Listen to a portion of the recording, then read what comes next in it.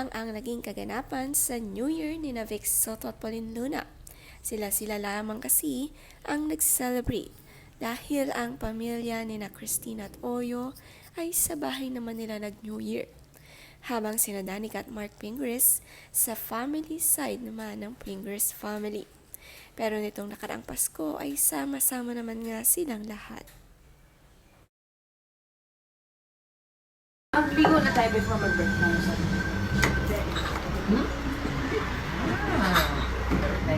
Minimum. Pero sabi ko for 40 para lahat-lahat. Pati yayas, drivers, Yung hotel nila tinitira. bata. Hi, Mr. Mina. Convention ng Democratic Convention.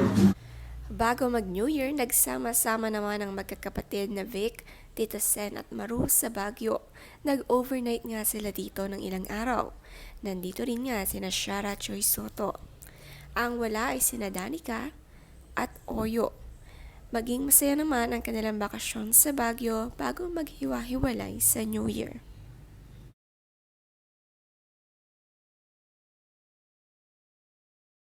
Do this! Do this! Do this! Do this! Do this! Do this! Do this! Do this! Oh no! They're getting on us! No! They're gaining on us! Hurry! Hurry! Hurry! Dad, you gotta do this! Do this! Do this! Do this! Do this! They're catching. Sa gabi ng bagong taon, si Vic Soto ay pinag-drive ang mga bata papunta sa panooran ng fireworks display para sa countdown to New Year. Ang saya-saya ni Tali, excited mapanood ang magagandang fireworks. Ang galing nga mag-drive nitong si Bossing kahit may ingay ang kanyang mga kasama. This is so complicated. Okay siya lang, Daddy. Pasko. Paksiw. Pasko. Paksiw. Paksiw. Pasko. Pakso. Ay, Pasko. Now you got a mistake. Si Tali hinamon ng laro ang King of Games na si Tatay Bossing. Pero natalo nga si Vic Soto sa larong Pasko Paksiw.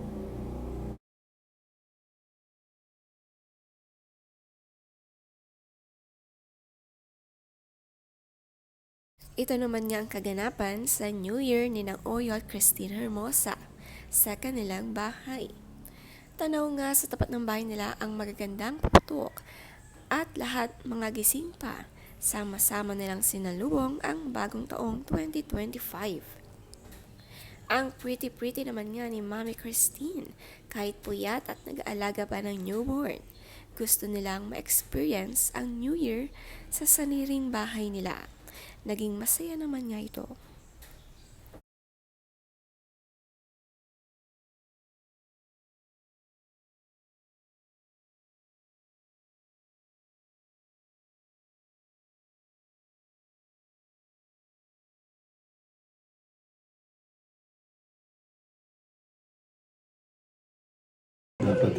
Oh, chef Gian.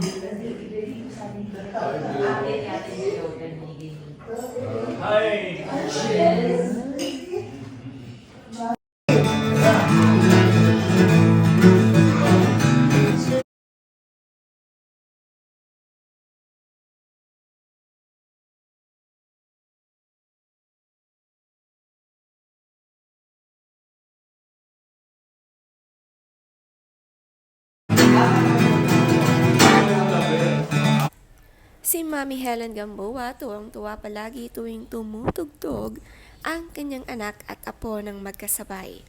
Sanay nga silang magitar at kumanta at palaging hinaharana ang kanilang Mama Helen.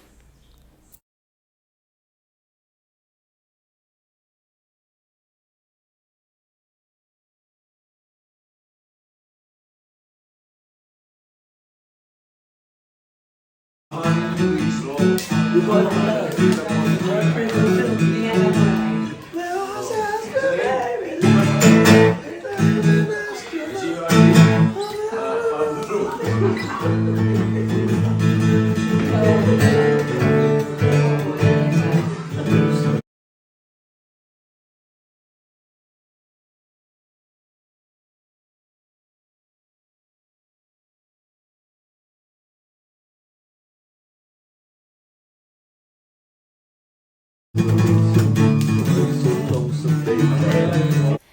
sweet naman ng anak ni Shara Soto na si Crixus, pumitas ng sunflower at ibinigay sa ina. Very thoughtful nga ito. Habang sila nga ay nagjo-jogging, naisip pa nga ng anak ito.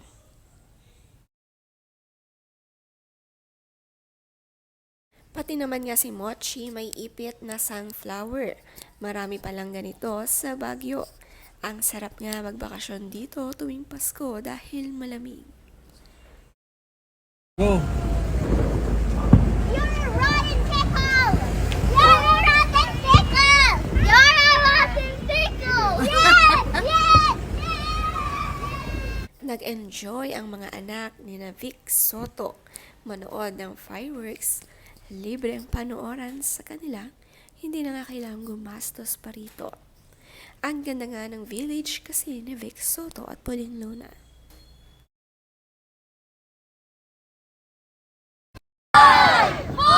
Sana mali.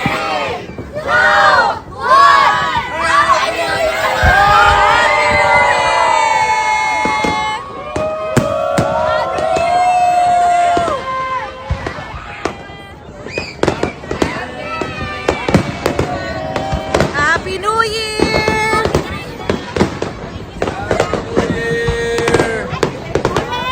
Wajid!